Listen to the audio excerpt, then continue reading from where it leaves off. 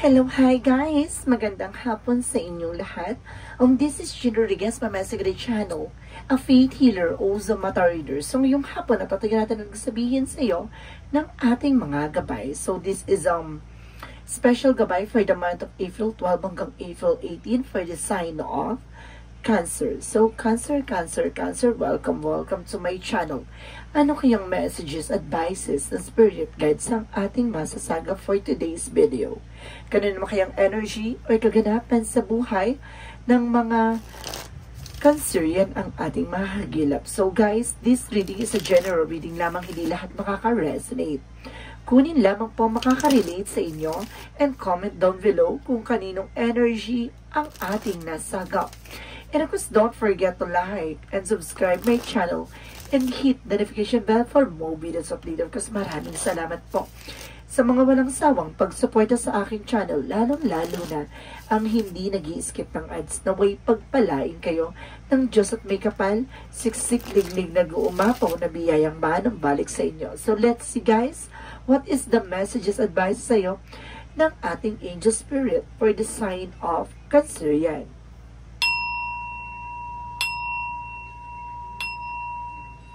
Angel Spirit, please give me information. Ano kaya gusto sabihin sa iyo ng ating mga baraha? And because there's a 5 of Wands, so there's a competition or competitors, no? Marami ditong kalaban mo. Marami ka dito. Marami dito naiingat behind your back. And of course, there's a complication. No? May mga bagay or struggles ka na mararanasan ngayon. So let's see. And of course, there's a 4 of Wands. Wow, a celebration, homecoming. And of course, there's an information with celebration. And there's a twin flame energy, 1111. Angels number signs. And of course, there's an information with the Knight of Swords with a wise person. Or being a wise. No? Kailangan maging matalino ka dito at maging wise. Nasa magdidesisyon at may mga bagay na kailangan mong putulin, alisin. No, lalo na yung mga walang kaugnayan or yung mga bagay na alam mong hindi mag-serve sa'yo. Because there's a 10 of Pentacles, so there's a long-term success and long-term investment po. So, ibig sabihin may pangmatagalan dito na magdadala sa'yo ng financial security. Now, and of course, there is the 3 of Swords. There's a pain. Meron ka talagang nararanasan na sakit at kirot ngayon. It's either of financial crisis or there's a broken-hearted. At the same time, there's a pain. Let's see additional messages. So, there's the strength card. So, there's a confidence. Now, i-boost mo yung confidence mo. Nawawalan ka ng kumpiyansa. At the same time, nawawalan ka ng gana. Ganon. So, let's see what is the 5 of Wands. And because there's the Wheel of Fortune. So, there's a good luck. No? May papasok ng swerte dito kahit na marami mga kalaban or marami ka mga competitors or there's a competition rather, no? Pero ang swerte ay ipapabor sa'yo, no? I think it's a competitions, no? Maaaring makikipag-compete ka sa ibang bansa or either nakikipag-kompetensya ka sa paligid mo na maaaring ipanalo mo, no? Or either sa struggles pagdating naman yan sa cases, no? Some of you guys meron kayong inaanong cases, annulment man yan or something sa lupa na pinag-awayan, meron dito ha, kasi there's a complication at the same time competitors, so maaring kumbaga meron dito nga pinagtalunan at pinag-awayan, no? So let's see what is the 4 of Wands. The 4 of Wands is the Chariot, the 8 of Wands. So, there's a fast communication and fast movement. So, mabibilis ang takbo ng eksena dito na magdadala sa iyo ng celebration. Wow! So, there's a 9 of Swords and of course the 6 of Wands. So, this is the victory is yours. Talagang ipapalala mo tong cases na to or something. Yung, it's a competition. So, let's see what the 10 of Pentacles. A 10 of Pentacles represent the 5 of Pentacles. So, nakakaranas ka ngayon ng financial crisis, pero at the end of the time, magkakaroon ka ng financial security. No, ngayon kasi parang nakakaranas ka ng gipitan, pagtumal, pagbagal ng pera, pagpasok ng pera. There's a 3 of Swords with the King of Pentacles being practicality. So, kailangan maging practical ka at secure ka sa mga pinaghirapan mo. So, let's see what is the strength card. And of course, there's a devil card. Yun nga, no, parang, kumbaga lumalakas yung ano mo dito, yung negative thoughts, no? Yung, kumbaga, maraming gumugulo sa utak mo. There's the devil card. Parang nawawalan ka ng kumpiyansa or natatakot ka. So, there's a 3 of Cups. So, see, there's a third party. So, ibig sabihin, baka may pinagtatalo na nga kayong lote or bahay or negosyo or something. Or something, a competition about naman to sa mga cases or problema pinagdaanan nyo. No? There's a Wheel of Fortune na maaaring pumabor sa yung sitwasyon. So, let's see what is the Four of Wands and the Eight of Wands. So, there's a Two of Swords. There's an indecision. Na may mga bagay ka na nahihirapan ka mag-decision, pero at the end of the time, kumbaga, malalaman mo, no? There's an actions eh. So, kumbaga, magkakaroon dito ng something movement, alam mo na yung magiging gagawin mo. So, let's see what is the King of Swords and of course, the Six of Wands. And because there's a Seven of Cups, so there's a confusion or either opportunities na maraming oportunidad na pupasok sa'yo sa isip mo. So, let's see what is the Ten of Pentacles and the Five of Pentacles. And because there's a King of Swords. See, there's some information dito na kailangan maging matalino ka dito sa mga bagay o mga decision, lalo na pagdating sa finance. Stop the pattern. May mga bagay na kailangan kang itigil. Na may mga bagay dito na kailangan mong putulin, lalo na yung mga bisyo, luho, gano'n, iwasan mo na yun. There's a Three of Swords, there goes the King of Pentacles. And of course, there's the Temperance. This is the perfect timing for you. No? Na ginagabayan ka rin ng ating angel spirit. You need to pay attention sa mga bagay o tao sa paligid mo. No? And of course, there's information with the Star card. The Star card, and of course, the Devil card. So, ibig sabihin dito, there's a hope na magkakaroon dito ng something biglang blessed in disguise, no? Na parang tulong ng ating universe, ng ating angel spirit, no? Para makawala ka sa mga negative thoughts or negativities around you or even the toxicities. No? So, let's see what is the outcome for this in the near future. So, there's a Six of Cups. So, this is the past person or something, a communication or something, an information from dating sa nakaraan. No? May mga bagay kang pinagdaanan or either nung pagkabata mo or either until now na para may mga struggles ka pa na bit-bit. No, additional messages. So, there's the Four of Cups, re-evaluate or analyze. Na may mga bagay na kailangan pag-isipan. No? May mga bagay na kailangan mapakakatandaan. Kumbaga, bago mo mag-take ng action, pag-isipan mo na maraming beses. And because there's a King of Wands, by control. There's a stability. Na kumbaga, sinasabi dito na kontrolado mo naman yung mga bagay na nangyayari sa'yo. Kumbaga, ikaw yung gagawa ng action or sinasabi na sa madaling salita, it's up to you. Nasa sa'yo ang desisyon at nasa sa'yo ang paggalaw. Let's see additional messages about sa career. So, there's a Tower moment for a major changes, no? May malaking pagbabago pagdating sa career mo, pagdating sa finances mo, pagdating sa buhay mo, sa negosyo, hanap buhay mo, ganun. So, let's see additional messages about naman sa love life. So, there's the Knight of Swords. Oh, nagkakaroon ka na anxiety sa sleepless night. So, there's an intuition by overthinking. Na kumbaga, meron ditong tamang hinala na person. At the same time, meron ditong with the Devil card, parang meron ditong ginayumang person. No? It's either ikaw ang ginayuma o yung person mo. No? So, some of you cross-watcher out there. So, let's see what is additional messages about naman sa health. So, there's a Page of Swords. So, there's a good information. Marami ka pang dapat malaman at matuklasan. So, there's a Seven of Pentacles. So, there's a harvest time. So, kumbaga malalaman mo kung ano yung mga bawal, no? At yung mga bagay na kailangan mong iwasan. So, let's see. What is additional messages for magical fairy messages?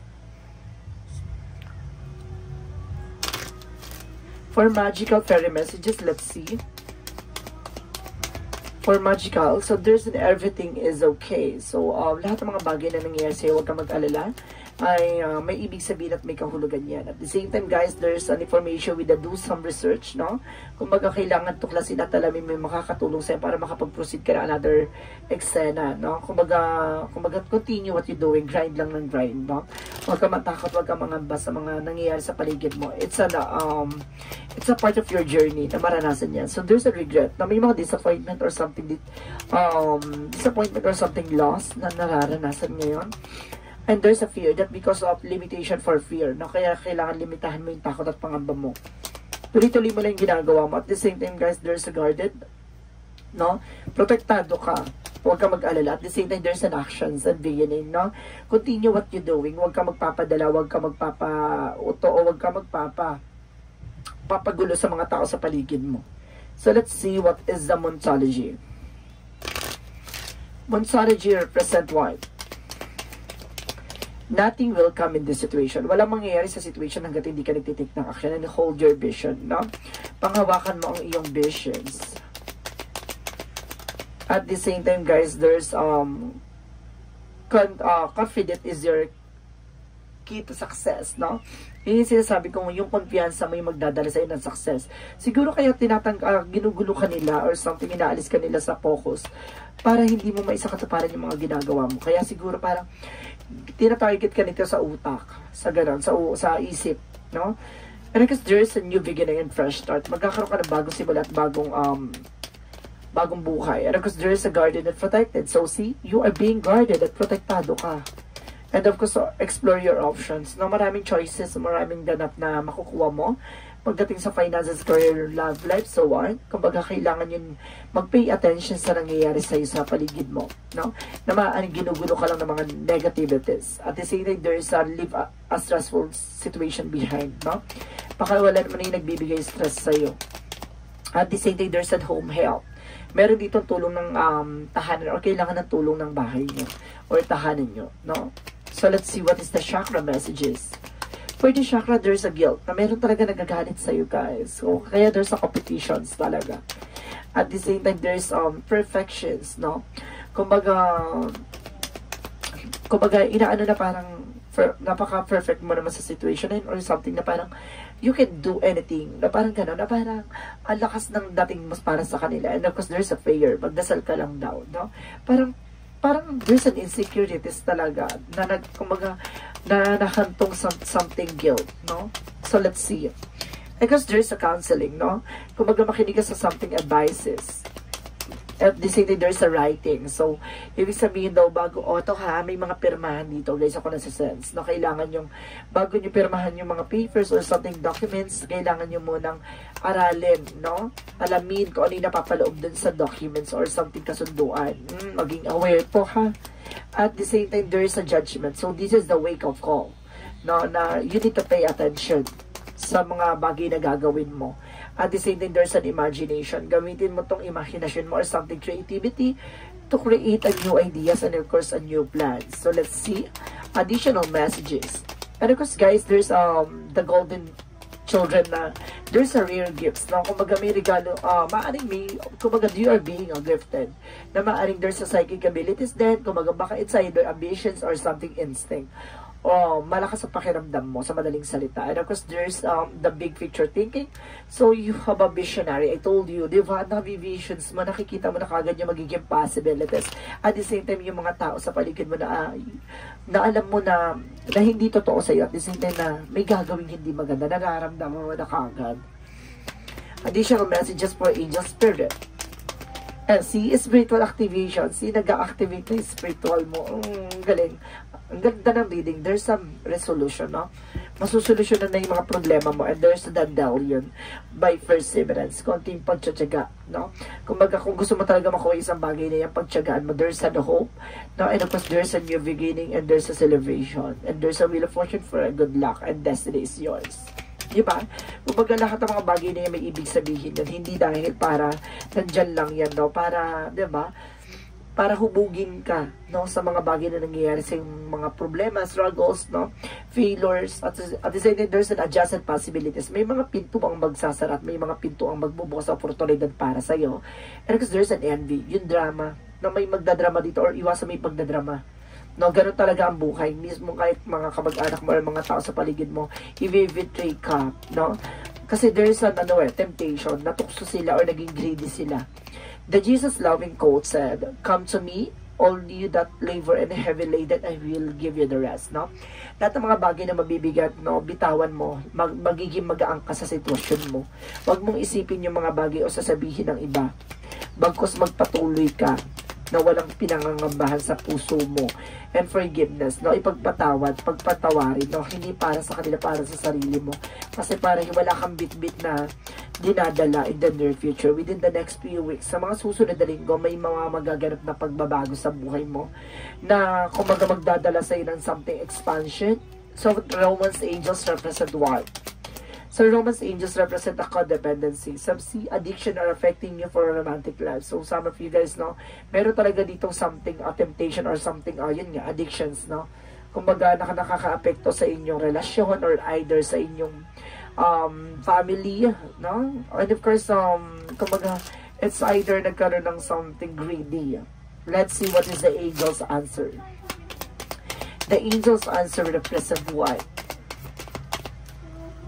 There's a 555, there's a change. No? May mga bagay na unti-unti nang mababago, unti-unti nang magaganap. No? Kaya kailangan mo lang, kumbaga magtiwala. At sinasabi dito, you are going to level up. It might not feel good initially, but it will prepare you to handle the greater things in life for your highest good.